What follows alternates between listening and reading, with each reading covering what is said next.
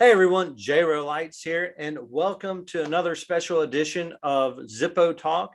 And today we are going across the pond to Germany. We have my friend Andreas from Germany here, and today we are going to talk about how Zippo affects the international community, some of the challenges that come in with that international Zippo deals. As you can see behind me, all these Zippos are Zippos that have been sent in from Germany. So we've done a lot of back and forth deals, and we're going to talk about those a little bit today. So Andreas, welcome.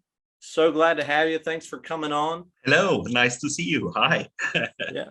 So, and the first questions I love to ask collectors is, how long have you been collecting Zippos? Oh, it's hard to say when I really started collecting. I got my first Zippo in 1994 when I was 15 years old, and that was a gift from a friend. And I bought a second one just for fun, like when you're young and playing with it, and just was starting to smoke at that time, and these Yalth things. To try to get more information about them, and joined the German collectors club, met other people here. Then it really started to interest me and was going up there. Yeah, well, that's so as far as collecting Zippos and being in Germany, I mean, are there a good bit of Zippo collectors? I know they dissolved the Zippo German club several years ago, I believe, but I mean, is there a pretty tight community there in Germany in regards to Zippo? Yes, I think there are. We have a lot of collectors here that I know. Meanwhile, but I think it's not the scene as in the US or other states like Asia. But we have a lot of collectors here that I also know now. And 10 years ago, it was very hard to get them combined or get together with them. You didn't have possibilities like you have now with Facebook and all these groups where you can meet people from all around the world and get in contact with them. But there are still collectors here, and also large collectors, and meanwhile good friends, some of them. So well, I do know there's a lot of Mozzie collectors in Germany too. absolutely, yes. We Yeah, have our own meetings here with him. So yeah. I also had the luck to join the meeting last year and met Matzi by person, and also get some from his collections, Zippo. So that was very fine. Wow. So, So you actually went to the Mozzie meeting this year, you said, or yes, last year? it's this year we have the problem that there are two meetings at the same weekend. It's the Matzi meeting here in Carmen, and I think there's also a big meeting in the UK planned, and it's the same weekend. I'm really interested to meet all the friends in the UK. Normally, that's so I just have to decide which meeting I will join this year. So I think at the moment it's more related to the UK. I think because I know so many people there. Meanwhile, and would be lots of fun to meet them. Now, don't forget about the meeting in the US in June. Are you going to be there? Yes, the Lightapalooza, I think. Yeah. It would be really fun to join that, but I think it's an expensive trip to the US, and you normally have. I was once in the USA 20 years ago, and it's such a large country, and you have to spend a few weeks there to enjoy it and to make it more valuable for you to enjoy the States there. And so it would be a hard short trip if it's only for a week. Yeah. So I'm heading to Bradford for the first time in June as well. So that's have you ever been to the Zippo Museum when you came your first time around? no, it was 20 years ago, and Okay. I wasn't already in the I had my first Zippos at that time, but Yeah. wasn't collecting. So Gotcha. that was not main interest there. So.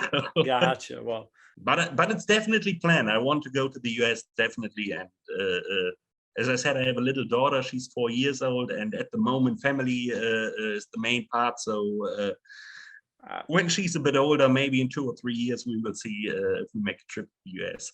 I completely understand. Like we were talking before we started recording, and we both have a 4-year-old daughter, and traveling regardless is a handful. It's an enjoyable experience, but sometimes it's nice just my wife and I we're making this our trip this year to go to specifically Bradford and Buffalo, New York. And so, Yeah. but I'm excited to meet all the US collectors, and I know a couple UK collectors are coming flying over specifically for this event too. So Yes.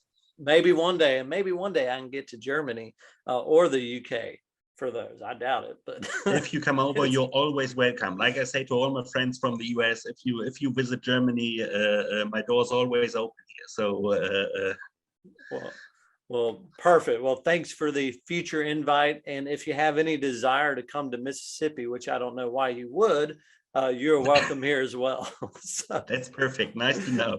absolutely. When it comes to collecting in Germany, what are the challenges that presents? Because it's easy for us Americans just to, Zippo is manufactured here in the States. It's a lot easier for us to get our hands on. So, but what challenges do y'all have? So I think the main challenge is that you didn't have that various of Zippo that you have in the US, for example. If you are looking for specific themes or interests, it's hard to find them here in Germany, because Zippo here has the main catalog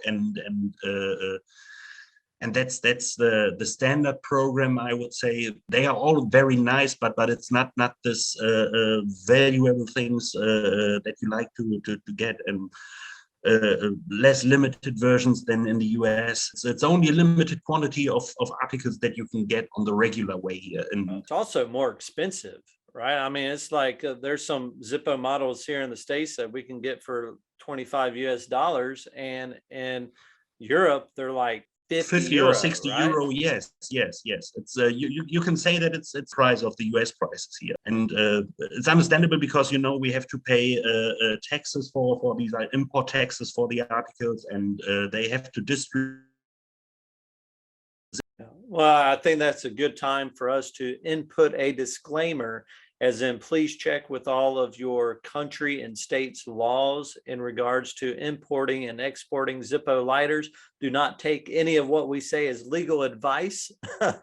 And also get with, check with Zippo to make sure that we don't violate any of their terms, because we want to do everything by the law and according to the law. So you mentioned the import taxes and duty taxes. We're not familiar with that here in the States. When we ship something, our expectation is to get it because we already paid that shipping. So can you explain a little bit about those duty taxes and what that means for Americans who may be shipping, so that they can understand where that pricing may come into play? So, for example, in Germany, we have a tax. It's called Mehrwertsteuer is the name. It's a general tax that we have to pay on goods that we buy here, and it's 19% of the net price for articles. For example, if you go to a supermarket and buy a Coke, for example, that costs €1, there will be 19-cent taxes on this. So this is what the state takes as tax for this article. And this is what we also have to pay for every article that we get imported from other states. So for example, if I order a Zippo from the States, or I get a Zippo from the States shipped to me, I have to pay the shipping cost, which is still higher than because it's a foreign shipping, not only national. So if I buy Zippo, I always have to keep in mind that I have to pay this 19% taxes on the article additional. And there's also, if you have value more than, I think it's around €250, then you have to pay another 1.5% customs tax also added to that. So at least you can say it's around 20% that I have to add on the price that I will have to pay as taxes here. And in the last year, we had the problem that the European government, we are part of the European Union, and they had a business war with the US during these Airbus things. and we had to pay penalty taxes on steel products, on various steel products. And last year, Zippo were also in this. That means after I paid 20% taxes, I also had to pay another 20% EU penalty tax on that price. So it was there was no difference if I buy it here or in the US, because there were so many extra costs that. Yeah, that is crazy. And I think that is a big separation that I think a lot of us US collectors we don't see that. No. And knowing Zippo collectors, we like to pinch our pennies, as we say. We like to keep cost as low as possible, but at the same time, y'all are just eating it. I mean, that is crazy. I mean, yeah, it's the same. It's funny because, for example, all Zippo are US manufactured, so they are products from the United States. If for example, the Zippos that I sent to you, that I bought here, the European versions that were available here that you get from me, when I ship them to you, to the United States, you normally don't have to pay taxes on them in the States, because they already are they are produced and manufactured in the US, so they are origin US products. Which that's a good point. Yeah, that's the most we usually pay is our taxes are divided by whatever state we live in. Like here in Mississippi, it's like 8% sales tax, and then in other states it may go up to all the way up to 12. And some don't even have sales tax, like Oregon and Delaware. I do a lot of shipping to China to some offshore warehouses because they don't have to pay sales tax on those items. So but I just know whenever I started shipping items to you or anybody in the States, when I heard that duty tax, I was like, that sounds silly. That's highway robbery. You're already paying for the shipping. Why do you have to pay an extra 20% It just didn't, but that you made it a lot clearer, and hopefully it's the import tax that we always have to bear in mind. That's something that we have to pay. And sometimes till last year there was a free level of around, I think, 16 euro or 17 euro. Everything under that level was free of these extra charges, but or if it was sent as gift. But the controls are getting more and more, and so nearly every package is controlled now. And because I know for some packages, like if it's up to 5 lighters or something like that, we always put like 30 euro for a value. But I mean, if it sometimes you have to claim more or at the actual worth, because if you don't, if something happens to it, the insurance won't be covered, as well as you have to have the invoice in the package, or else it'll be held at customs for a while. And I can, for example, I have a shipping buddy in the US who's because I couldn't get everything shingle. I couldn't get all the Zippos that I buy in the US. It's impossible to get them shipped separately, because that would kill you with the shipping cost. And so a good friend of mine is collecting them for me, keeping them for a while, and then shipping a package every 3 or 4 months. I will get a larger package.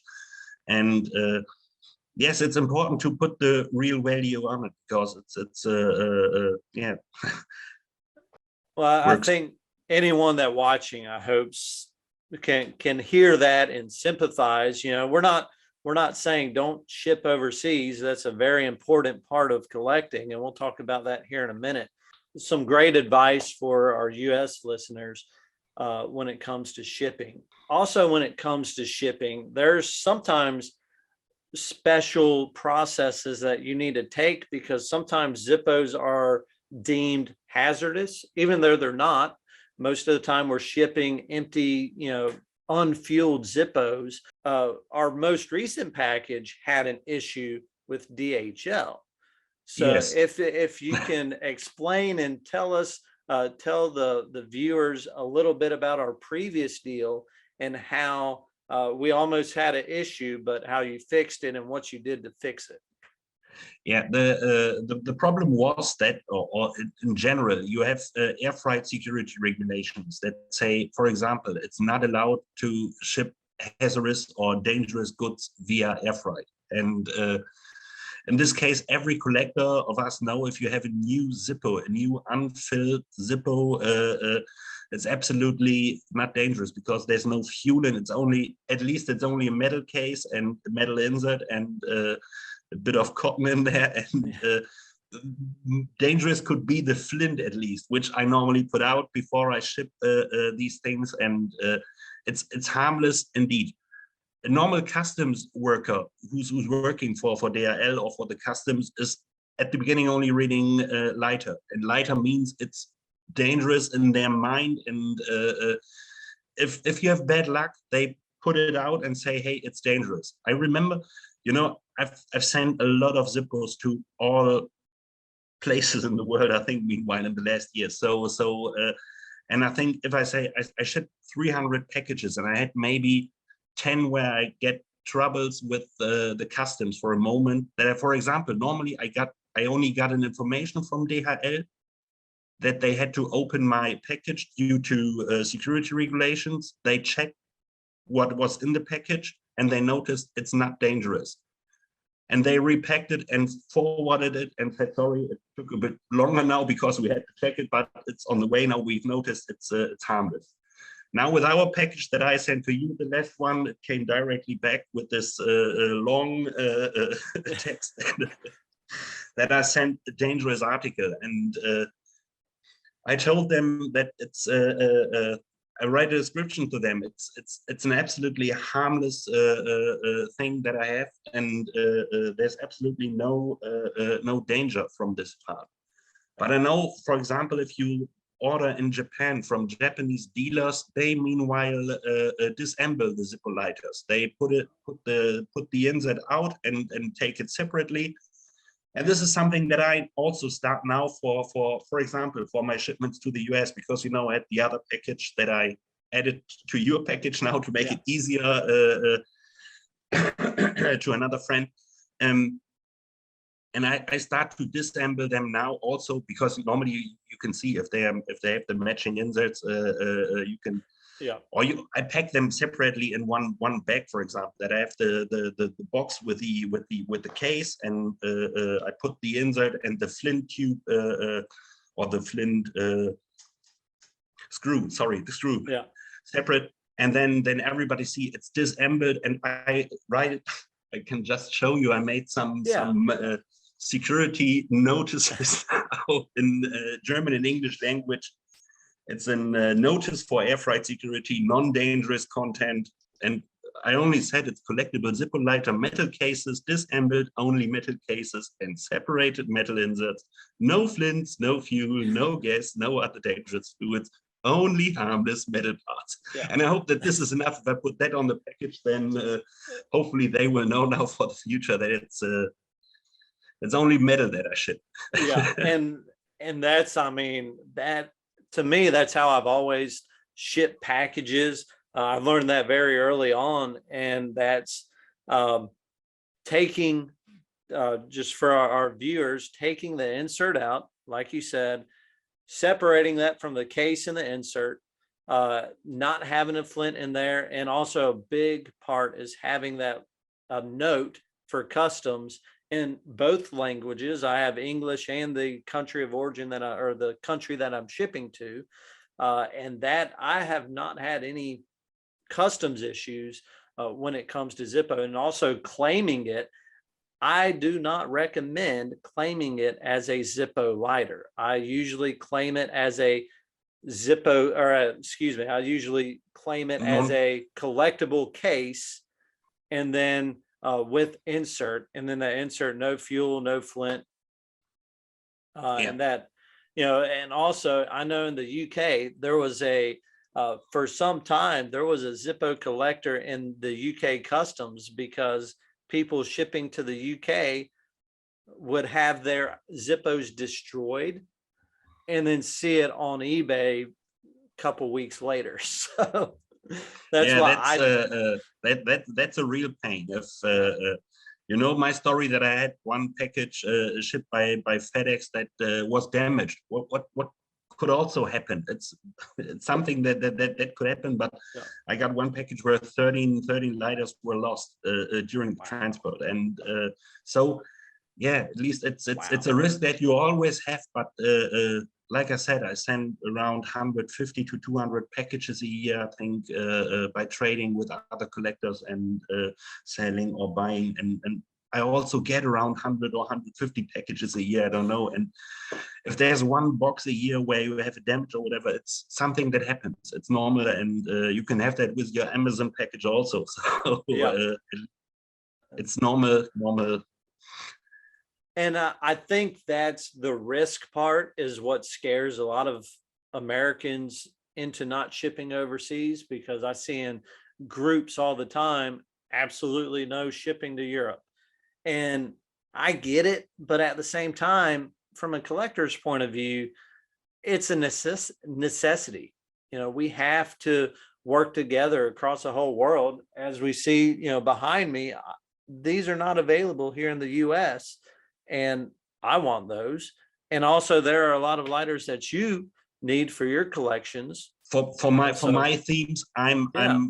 I I need to get them from the US. And you know, I think the main problem is that overall the general problem is that it's normally not allowed to import Zippo from or especially new Zippo designs from the US to Europe, because the Zippo has regulations that, for example, the European branch of Zippo here, the Zippo German GmbH, has the right to sell the Zippos here in Europe and distribute all the stuff. And so this is a reason, for example, why all the US dealers, all the regular US dealers, are not allowed to ship outside the US regulars. This is a Zippo regulation that the MFG made to keep the markets clean. Or for example, it's the same with the Asian market, where the Japanese Zippo branch, for example, has its own right to customize Zippos and sell them under the name, and there are different types of things. So that's, in general, it's not allowed. Normally, it's not allowed to send Zippo to Germany or to import them from the US. But in this case, it's for the versions that you also get from Zippo in Germany here. For example, the actual standard articles that are quite lots of cheaper in the US, where people think, hey, I would get them from the US because I get them cheaper there. And at least it wouldn't be that much cheaper with the taxes and the shipping cost and everything. But that's the problem that you have. The problem with the rights, like I said, Zippo Germany has the right to sell the Zippos here exclusively in Germany, and in my case, it's what I'm a collector now since over 15 years, and the stuff that I get from the US is normally stuff that I wouldn't get here. And for example, it's older models which are not actual collections or whatever. Or the box tops designs, for example, that I especially collect, these SD designs or whatever, which are very limited, and then you wouldn't normally have a problem with them, because I don't have the goal to sell them here or to make money with them or whatever. It's just for my personal collection, and this is the main part why I get them from the US, because I couldn't get them here. And with PayPal, that currency exchange is awful. It's just ridiculous. It's not, you know, I don't know what they calculate or why they calculate the way they do, but it is off by at least, sometimes from what I've seen, like 8 to 10%. Yes, it is. It's Definitely ridiculous. You know, you only have to see the currency differences. If you have the regular currency rate between US dollar and euro, if I send a dollar shipment to someone, for example, to you in the US, then and we have a course of, for example, let me say €1 is $1.10. Then my PayPal payment, PayPal will use their currency rate, which is €1 is only $1.03, for example. So it means if I transfer €100, I've already lost €7. Yeah, I know. And I think the way that we did it last time was I bought some things here in the States, and it was kind of complicated there for a second, but the end of the story is you have about $300 US in credit through your middleman that you can use in the future on Zippos that you want, and not have to pay that currency exchange. And that was a very nice way to get avoid of these extra costs that PayPal normally takes. And awesome. So before we wrap up, I got some what I like to call the burning questions. And these are questions that are asked every single week in the Zippo community. So I always like to ask these questions because we have new collectors coming in all the time. So first question, do you smoke? Yes, unfortunately, yes. Also for over 20 years now, and I have to stop it. And but it's the So here's another big one, and you don't really have an issue with this per se, but when you do get those United States Zippos in and they have that orange safety sticker, yes. What do you do with it? Pain, remove, definitely remove. I would. I'm a modern collector. I know you're kind of a mix, right? I mean, you have a mixed themes. You like the modern. I mean, I've shipped you modern themes and things like that, modern series. What's your favorite collectible of the year? It was the 2019 moon landing. That was one that I really liked, and that I nearly sold mine that I have here, but luckily I kept it. I decided twice and decided to keep it because I like these various finishes on it, and it's a very fascinating one. But at least my new favorite is the last year's Art Deco collectible of the year. There's 3 versions, which I find totally fascinating. That you have 3 versions of the Coty for this various markets, and makes it very. That was something where you get in contact with friends in Asia and within the US, like we did, and you have to try to get every version and how to get them, and I was always willing to help to get the European version over to my US friends, and that's very funny. A lot of trading went on during that. Yes. The next question, I know you're kind of passionate with this because one of your themes are the box styles. Yeah. And so what is your favorite box style? I know you probably have a Zippo of that box style and the box style itself, right? I got around, I think meanwhile it's 200 various box top designs. So that's my main theme is box top designs, definitely. And my favorite Zippo box style is definitely the VV2 one, the 42 to 45 windproof lighter design. Your top 3 wish list Zippos. If there are 3 Zippos, well, do the German 3. If there are 3 Zippos that you could have, what are they? Absolutely desires on an early pilot Zippo. That's definitely one of the ones that congrats Chuck that you got one. Well, and then speaking of Riley 66, shout out to him. We'll put his picture back onto this as we did our last one, so he'll get a courtesy photo. He's the lucky one who has one now. So I think this is definitely one that I really like to have in my collection. But and another one that I really like is I think it was the one that was presented for the 70th anniversary. There was a 14K replica version, a golden 1941 replica, also with the founder signet on it, like with the Founders Day last year. There were only 300 made in a 14K version, and that's a really nice one that I would also like to have, but also quite a bit expensive at the moment. Yeah, I bet. Yeah, you need to send. I'm not quite familiar with that one, so you got to send me a picture of that one. All right, so that's two. What's your third one?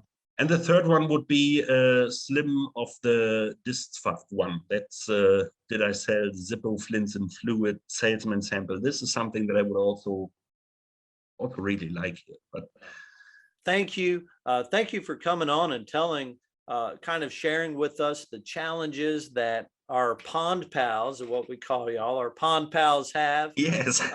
When it does come to collecting Zippos, and how we can benefit each other. Even though there's some risks involved, we work through it, we deal with it. But at the end of the day, I mean, it's amazing. It really is. And it's a win situation for every one of us. You met cool friends, and like we are now at the moment. It's absolutely fascinating to we met us never personally, but trust each other, and it's fun to have friends like that, and And speaking with you over Zoom feels so natural. It feels like we've been friends for a lifetime, right? Yes, and what a cool finish for this event. Yeah, absolutely. Well, we should keep it that way. Friends for a lifetime. Yes. Yeah, well, Andreas, thank you for joining us. And thanks viewers, for inviting me, my friend. Absolutely. Yeah. But thank y'all.